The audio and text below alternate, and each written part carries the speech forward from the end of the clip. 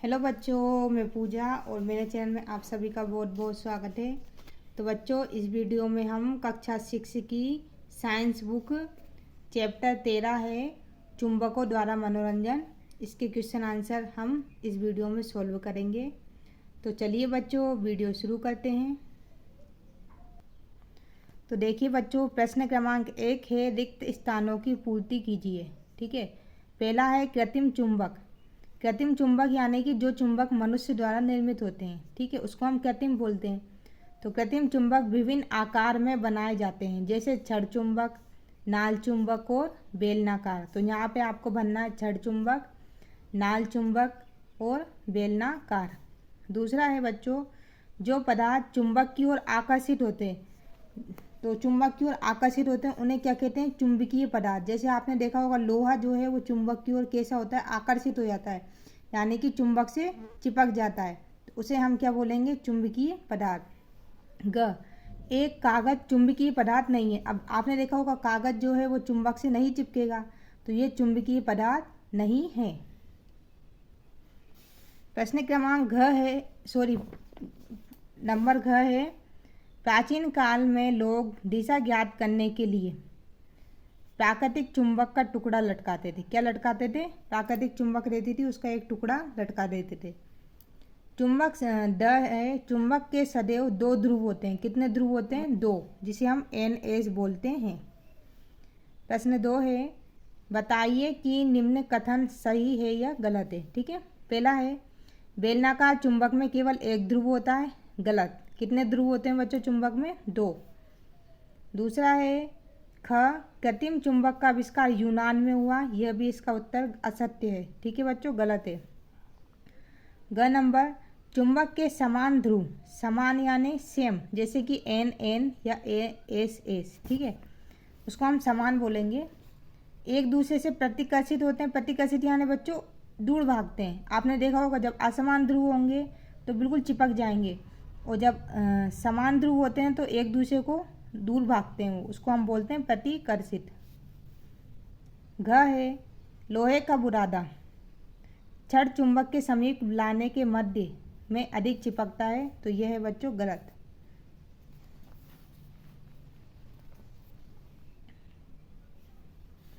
अब क्या है बच्चों, छड़ चुंबक सदैव उत्तर दिशा को दर्शाता है, तो ये बच्चों उत्तर दक्षिण। ठीक है, छड़ चुंबक सदैव उत्तर दक्षिण दिशा को दर्शाता है, तो ये सही है ना। चुंबक दो ध्रुवों को N और S दिशा दर्शाता है। किसी स्थान पर पूर्व पश्चिम दिशा ज्ञात करने के लिए कंपास का उपयोग किया जाता है, तो बिल्कुल ये सही है। रबड़ एक चुंबकीय पदार्थ है। नहीं। क्यों? रबड़ चुंबक से नहीं चिपकता है, तो ये चुंबकीय पदार्थ कैसे होगा? अब प्रश्न 3 है बच्चों, यह देखा गया है कि पेंसिल छीलन, जो कटर होता है, पेंसिल हम छीलते हैं, यह भी प्लास्टिक का बना होता है, जबकि यह चुंबक के दोनों ध्रुवों से चिपक जाता है। अब आपने देखा होगा चुंबक से वो क्या होता है? कटर चिपक जाता है। उस पदार्थ का नाम बताइए जिसका उपयोग इसके किसी भाग के बनाने में किया गया है। तो बच्चों इसका उत्तर हो जाएगा लोहा। ठीक है, शॉर्पनर में लगी स्लेट लोहे की बनी होती है। किसकी बनी होती है बच्चों? लोहे की बनी होती है।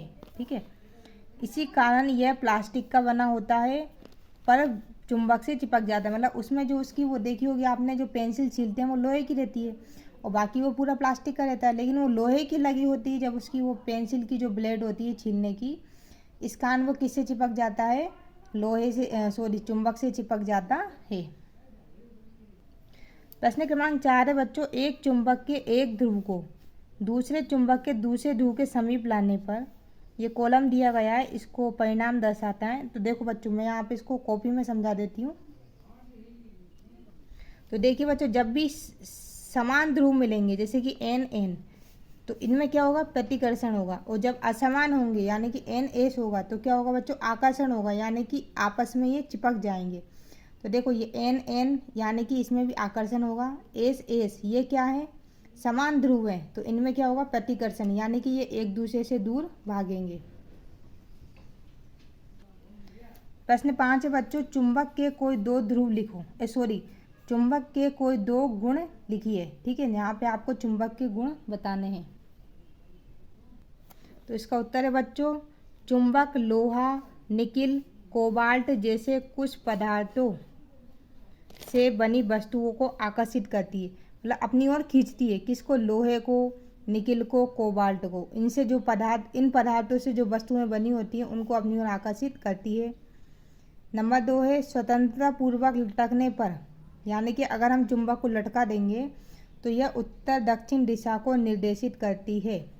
कौन सी दिशा को? उत्तर और दक्षिण दिशा को निर्देशित करती है।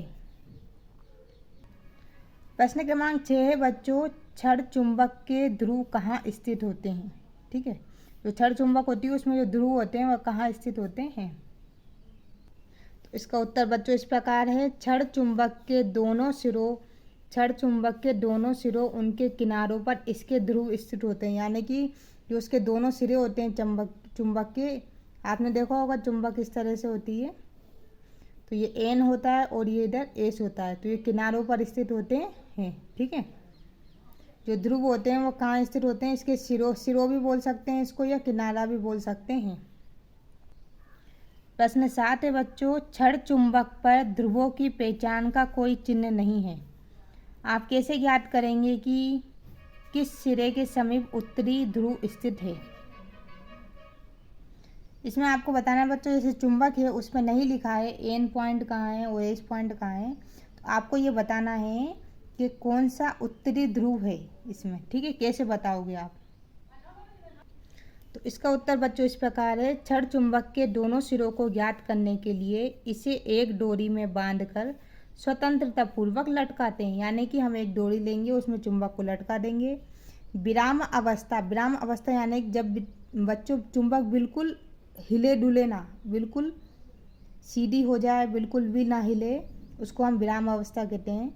विराम अवस्था में इसका जो सिरा उत्तर दिशा की ओर होगा वही इसका उत्तरी ध्रुव होगा।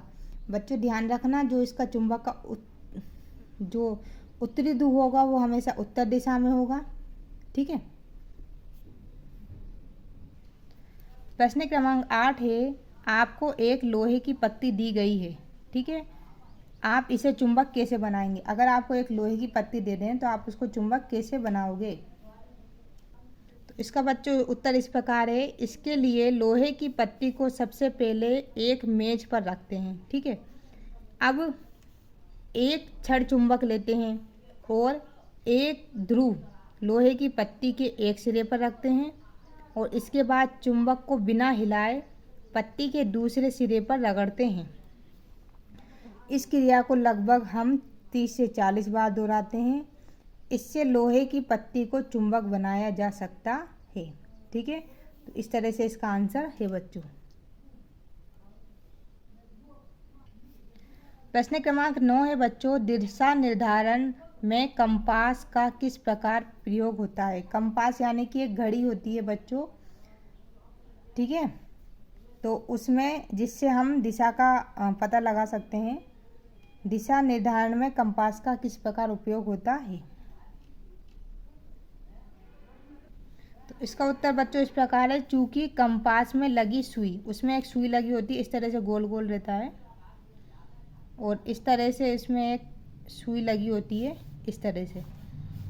विराम अवस्था में उत्तर दक्षिण दिशा को निर्देशित करती है। यानी कि जो विराम अवस्था है इसमें ये उत्तर दक्षिण दिशा हो गई और ये इधर इसमें दक्षिण दिशा हो जाएगी। ठीक है, अतः कंपास को हम उस स्थान पर रखते हैं जहां हमें दिशा निर्धारण करना है। फिर हम इसको उठा के ले जाएंगे और उस जगह ले जाएंगे जहां पे हमें दिशा का पता करना है। तो जो सुई होगी ना वो ऊपर की ओर होगी तो उत्तर दिशा होगी और जिधर नीचे की ओर होगी उधर दक्षिण दिशा होगी। इसे हम पता कर लेंगे।